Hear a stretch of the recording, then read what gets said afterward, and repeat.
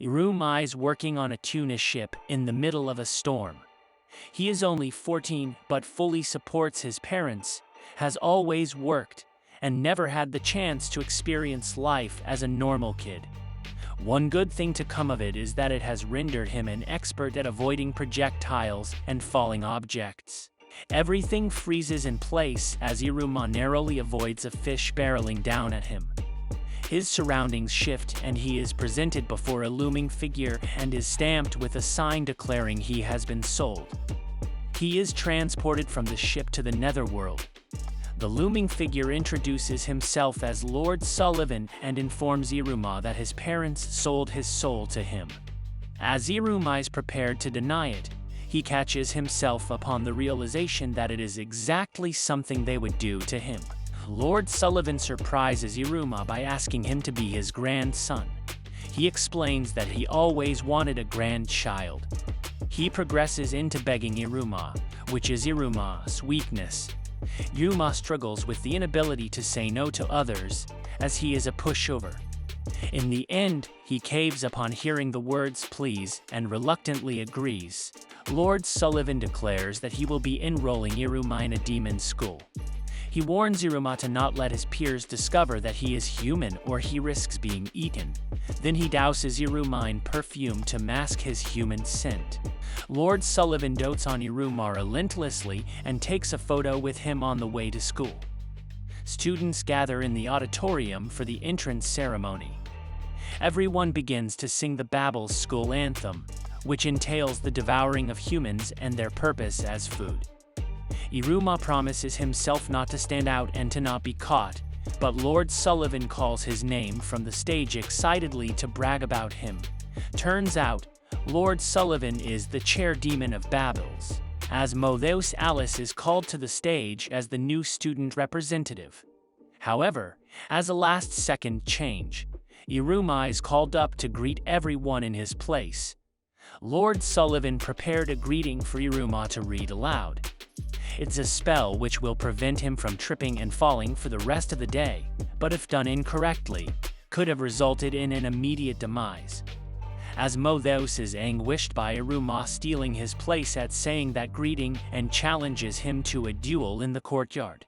Asmodeus is a master of fire spells, automatically barreling fireballs at Iruma with the intent to kill. He wishes to see if Iruma was truly worthy of having that spotlight. However, thanks to Iruma's skill at avoiding death and the spell he cast at the entrance ceremony, Asmodeus is unable to land a single hit on him. To his dismay, everything he does is perceived as him acting as though he is superior to Asmodeus.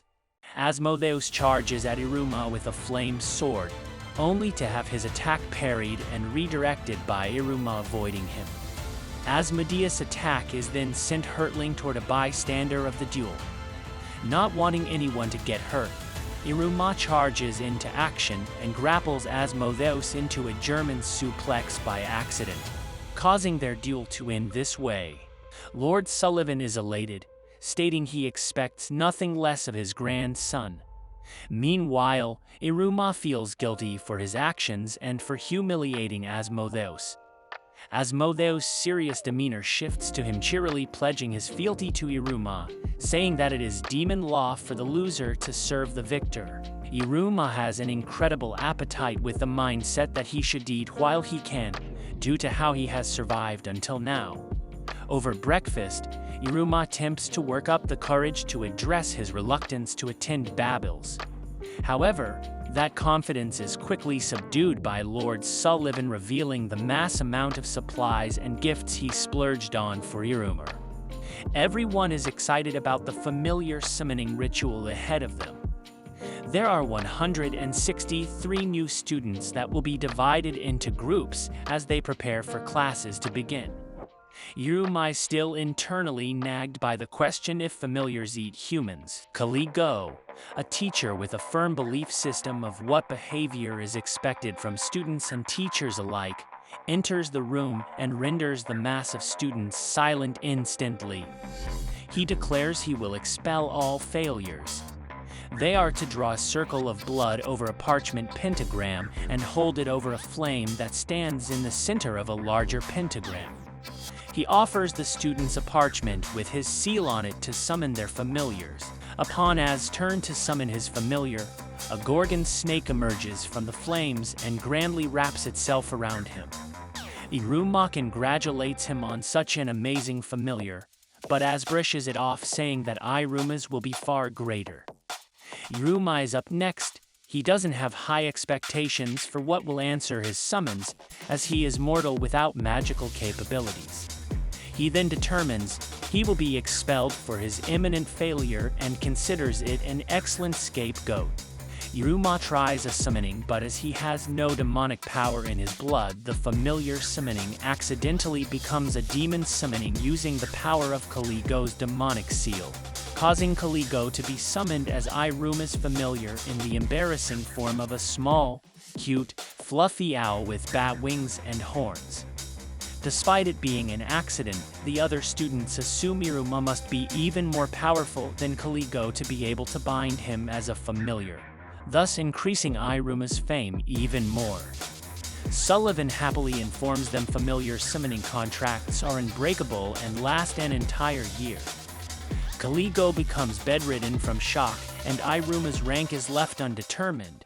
Iruma meets a hyperactive student named Clara, whom Asmodeus warns not to speak to or get involved with. However, a teacher leaves them responsible for Clara.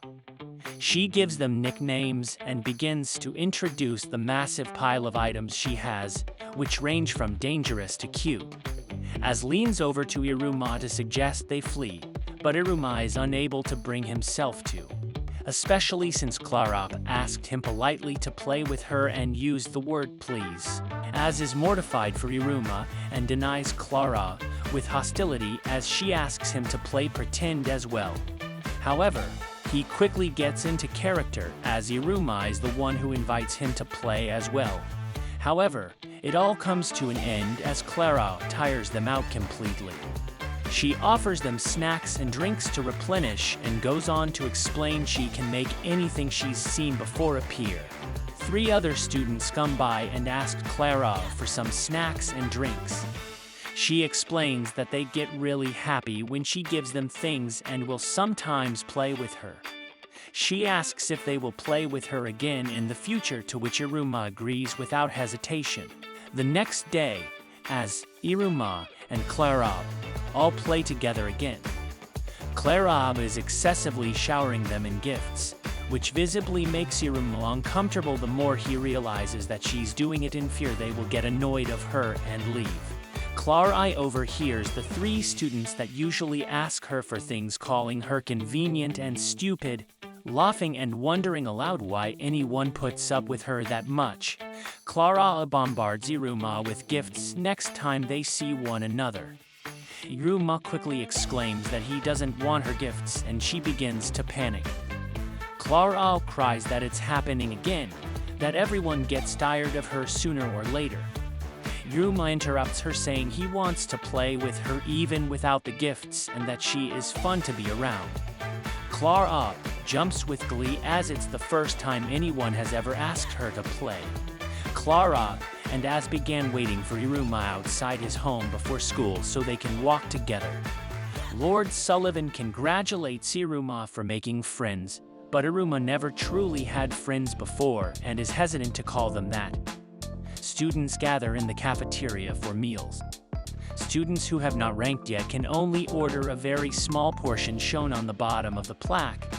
Iruma asks Az to prepare his tray, as he doesn't know what to pick. Other students had 50 servings ordered to Iruma's table. However, Iruma considers this the samples as prepared and begins to gorge on all of them. He tires out the chef, who is unable to keep up with his high demand of food intake. Caligo enters the cafeteria but is stifled by confronting Iruma. Clara pounces on Caligo, introducing herself as she does with everyone. Clara leads Iruma to summon Caligo as his familiar in front of everyone. The shop merchant chases them out, as the summoning required Iruma to use a sticker from his stand. Kaliko is left to pay the debt the trio escaped from. Iruma asks if he can call Clara, and as his friends, though they never heard of the term before. Clara and As take to the new term and fight over who is Iruma's #1 friend. Iruma finally feels like he might fit in at Babel's with Clara and As by his side. Lord Sullivan arranges it so Clara, As, and Iruma are in the same class together. He places them in the class meant for delinquents.